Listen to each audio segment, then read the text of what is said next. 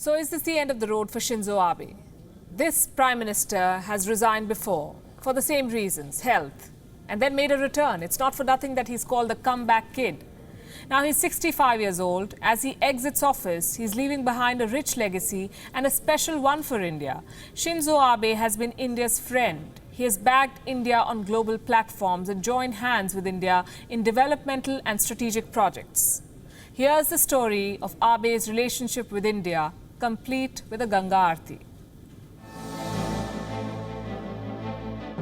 In 1957, Japan's then Prime Minister Nobusuke Kishi was visiting India. Prime Minister Jawaharlal Nehru threw a grand reception for him. Nobusuke Kishi was the leader of a nation defeated in World War II.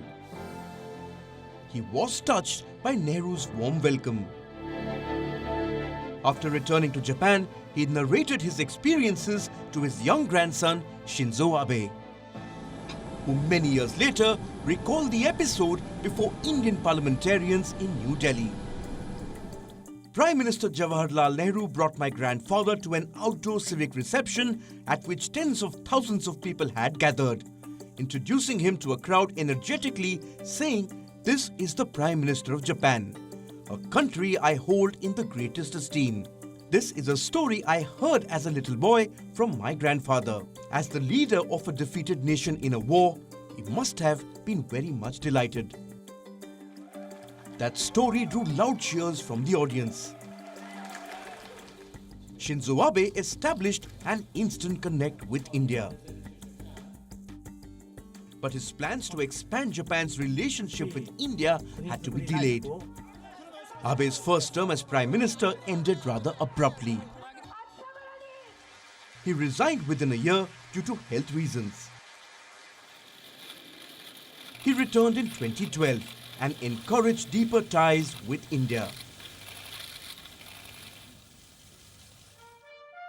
Abe found an ally in Prime Minister Narendra Modi.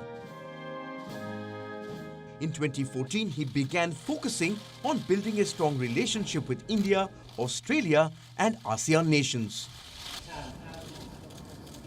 It was a move that was seen as an attempt to offset China's growing influence in the world. Soon after Prime Minister Modi's thumping victory in the 2014 election, both leaders stayed in close contact with multiple bilateral visits. In 2014, Abe was the first Japanese Prime Minister to attend India's Republic Day parade as the chief guest.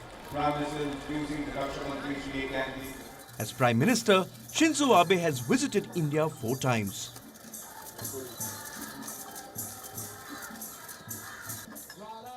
But perhaps the most memorable one was this.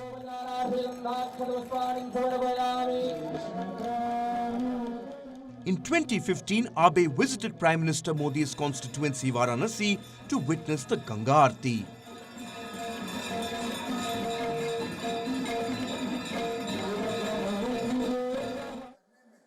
India signed an agreement with Japan to build its first bullet train, a project that will connect Mumbai and Ahmedabad with a high-speed rail line. Both sides finalized more bilateral agreements in the following years. During Prime Minister Modi's visit to Japan in 2016, 10 agreements and MOUs were signed.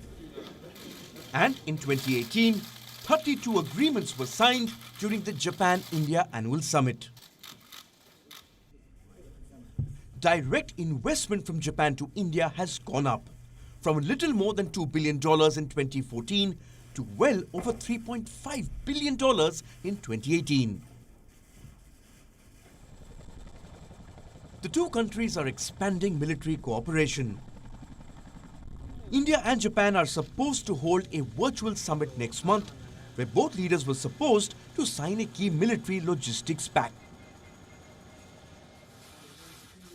A pact to strengthen the Quad alliance between the United States, Australia, Japan and India. For as long as Abe was in office, he advocated for the Quad, pitching it as an effective counter to Chinese aggression. India can only hope that his successor is as committed to the relationship as Abe. Bureau Report, WION World is One.